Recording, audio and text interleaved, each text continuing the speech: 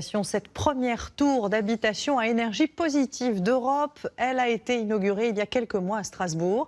Le principe est simple, le bâtiment produit plus d'énergie qu'il n'en consomme, un principe qui se traduit aussi par plus d'argent dans le porte-monnaie. Lucas Baron et Joseph Pasquier.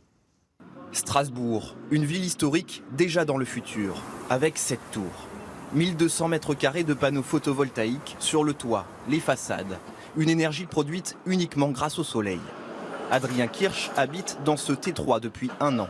Il paye 1126 € de loyer pour ce 77 mètres carrés. Et voilà son petit plaisir, lire sa facture d'électricité. Ma facture énergétique dans mon ancien appartement, elle était de 562 €. Et là, ma facture, elle est négative. En fait, je vais recevoir de l'argent. Je vais gagner 180 €, tout simplement. Vous ne rêvez pas.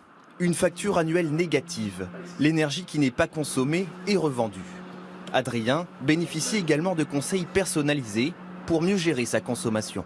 Je peux recevoir par exemple un SMS qui me dit « Ah, mais pourquoi vous avez les volets fermés alors que c'est ensoleillé aujourd'hui? Vous voulez pas profiter des apports gratuits du soleil pour réchauffer votre appartement ?»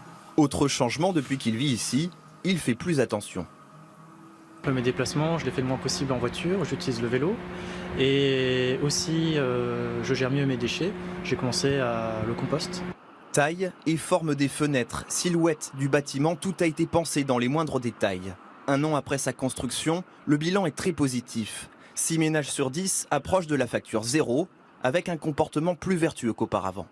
On se sent plus citoyen quand on vit dans un logement qui n'a pas d'impact sur l'environnement et qui en plus est loué à prix standard. Donc vivre dans un logement plus sain, plus confortable, avec zéro facture énergétique, ça n'existe pas, sauf depuis la livraison de cette tour il y a à peu près 1 an.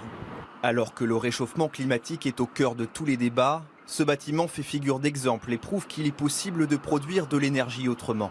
Une autre tour pourrait sortir de terre à Saint-Étienne dans les prochaines années. Et cette prise